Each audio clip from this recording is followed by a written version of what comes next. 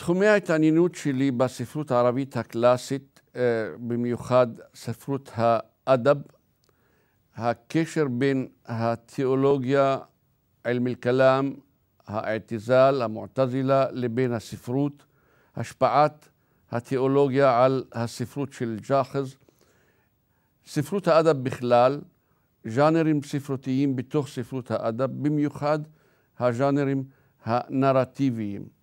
כמו כן, אני מתעניין בספרות המקאמאת,